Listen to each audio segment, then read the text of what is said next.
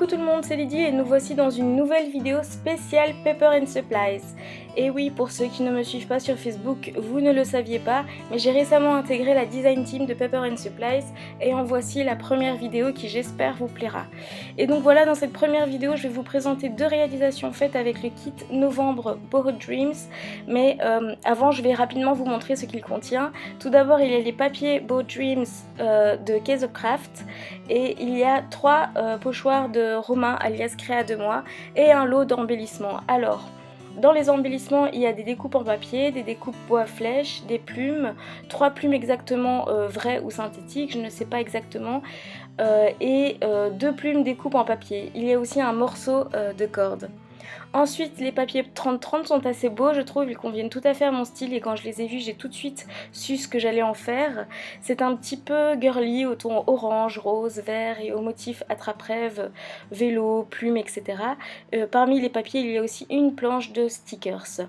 Alors dans cette première vidéo, je vais vous montrer tout d'abord un mini-album que j'ai réalisé avec ce kit.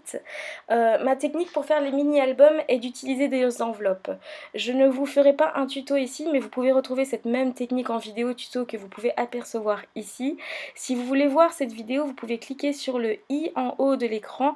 J'utilise donc exactement cette même technique pour faire le mini-album que je vous montre ici.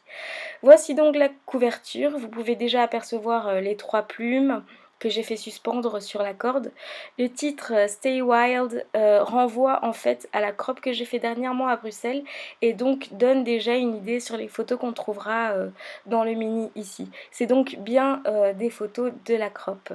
J'ai utilisé un fond de papier attrape-rêve et par-dessus j'ai ajouté une découpe que j'ai colorisée avec les Distress. À l'intérieur de l'album, j'ai collé une partie des papiers Borrowed Dreams et j'ai aussi fait des fonds de page à l'aide des pochoirs et des Distress. Ma technique des albums avec enveloppe va me permettre en fait de pouvoir insérer des pochettes secrètes.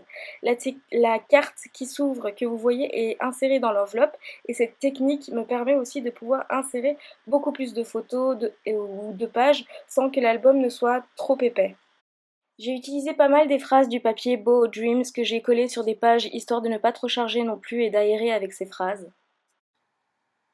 Vous voyez ici la page que je vous montre ont été faites avec les pochoirs et les encres Distress. Ensuite, ici j'ai mis en grand la photo de groupe de la crop et au centre de la page vous pouvez voir un mini carnet que j'ai fait tenir avec de la corde. Le carnet je l'ai fait en collant les pages dos à dos et en pliant au milieu. La dernière crop que j'avais faite avait aussi un thème un petit peu beau, native. Et il y avait donc un photobouffe que vous voyez sur les photos. Et la déco de ce photobouffe était avec un attrape-rêve. Et ça convient parfaitement à ce kit, donc c'est pour ça que je l'ai utilisé pour faire un album de cette crop.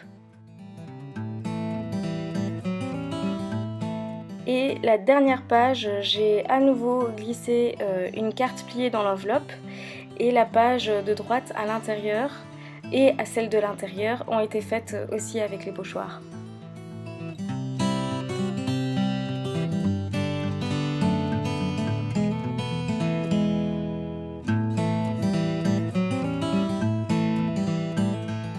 Voilà pour ce mini-album, j'espère qu'il vous a plu et surtout qu'il vous a donné envie d'en réaliser un aussi. N'hésitez donc pas à aller voir la vidéo pour réaliser ces minis. Ce genre de kit convient parfaitement pour faire des minis car comme les papiers et embellissements sont au même thème, ça garde une certaine harmonie, un fil conducteur dans tout le mini-album. Je vous montre aussi une page que j'ai réalisée avec le même kit. Cette fois-ci, pour la page, j'ai changé un peu les tons en mettant le papier bleu comme couleur dominante. Et ça fait d'autant plus ressortir les plumes des pochoirs que j'ai embossés.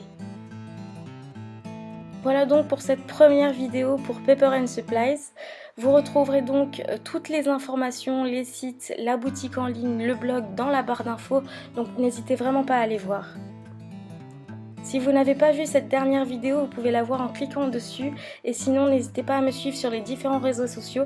On se retrouve très bientôt dans une prochaine vidéo.